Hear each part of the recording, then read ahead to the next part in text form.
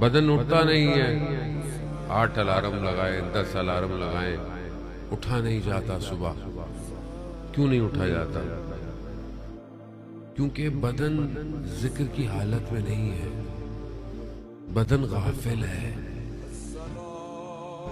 ہمارے یہاں تو سحر کا ٹائم صرف رمضان میں ہوتا ہے، کیونکہ سحری کھانی ہوتی ہے، ویسے ہمیں پتہ ہی نہیں سحر بھی ہوتی ہے۔ سحر کا ٹائم فجر سے پہلے کا ٹائم سحر کا ٹائم ہے، اور وہ وقت ایسا ہے کہ عرفاء کہتے ہیں کہ سب کچھ اسی وقت میں حاصل ہوتا ہے،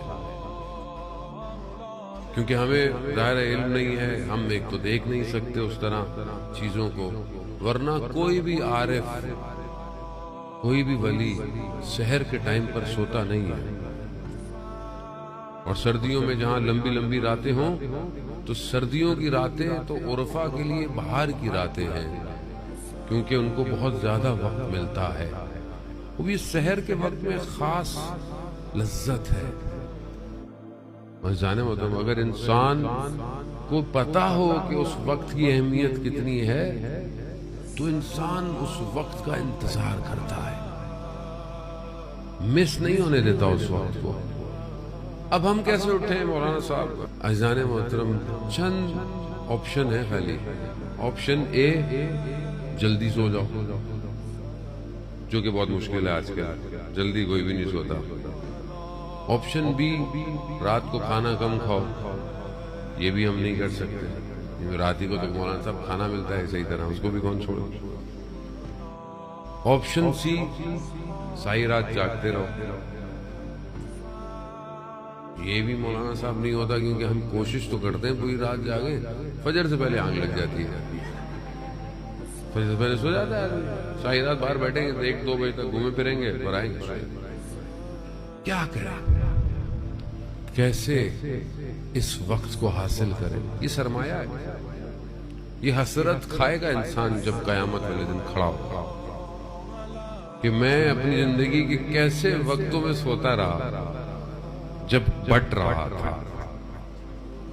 جانے تو آیت اللہ کشمیری سے پوچھا آپ کہ کیا کیا جائے دین و دنیا اور آخرت کے لیے؟ انہوں نے کہا تمہیں اگر دنیا چاہیے تو بھی تہجد پڑھا کرو، اور اگر دین چاہیے تو بھی تہجد، اور اگر آخرت چاہیے تو بھی تہجد پڑھو۔ یعنی سحر میں اصل مسئلہ سحر میں بیداری کا ہے۔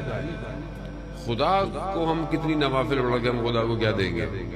خدا نے مخصوص اوقات رکھے ہوئے، اصل میں وہ وقت فرشتوں کی آمد و رفت کا وقت ہے، فرشتوں کی ڈیوٹیاں چینج ہو رہی ہوتی ہیں۔ جو ایک ڈیوٹی سے جا رہا ہوتا ہے وہ دفتر میں لکھتا ہے کہ یہ جوان پروردگار تیری عبادت میں کھڑا ہوا تھا، دوسرا جب آ رہا ہوتا ہے وہ بھی فوراً ڈیوٹی میں لکھ دیتا ہے کہ پروردگار جب میں ڈیوٹی پہ آیا یہ جوان عبادت میں کھڑا ہوا تھا۔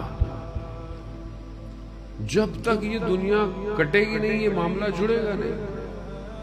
اب ہم تو یہاں رات کو جانے محترم اس لیے کہتے ہیں کہ رات کو کھانا کم کھائیں۔ کیوں کھائیں؟ تاکہ بدن آسانی سے اٹھ سکے۔ ویسے جو ڈاکٹر کہتے ہیں، جو کہ بہرحال ہم بھی کوشش کرتے ہیں، لیکن زندگی میں بہت کم ہی ہوا کہ ہم نے بھی ڈاکٹر کی سنی ہو۔ ڈاکٹر کہتے صحیح ہیں، طبا کیا کہتے ہیں کہ 10 بجے سے لے کر رات 2 بجے کا ٹائم ہے صحیح سونے کا، کیونکہ جو آپ کھاتے ہیں یہ ٹائم ہوتا ہے جو باڈی انزائم پروڈیوس کرتی ہے، اور آپ فریش ہو سکتے ہیں، بیماریاں دور ہو سکتی ہیں۔ اب ہم سب، میں آپ کو تو نہیں کہوں گا بیمار ہیں، کبھی یہ پرابلم کبھی وہ، کیونکہ مسئلہ کیا ہے کہ جو الہی سسٹم اللہ نے دیا ہے، اللہ نے رات کو آرام کے لیے قرار دیا ہے، لیکن ہم رات کو آرام، اب آپ دیکھیں ہم فریش نہیں ہیں، ہمیں بیماریاں ہیں، ہمیں مشکلات ہیں۔ اس کی وجہ کیا ہے؟ اس کی وجہ یہی ہے کہ ہم اس نظام کو اس طرح اپلائی نہیں کرتے۔ اگر انسان صحیح سوئے تو آپ دیکھیں خود فجر میں اٹھتا ہے۔ کم سونا، کم کھانا، کم بولنا، یہ 3 راز ہیں۔ اگر انسان چاہتا ہے کہ عرش کے راز اس کے اوپر کھلے تو ہمارے مرشد بھی کہتے تھے کہ اس شکم کو دنیا کی غلاظت سے مت بھرو، ورنہ تمہیں آسمانوں کے راز آشکار نہیں ہوں گے۔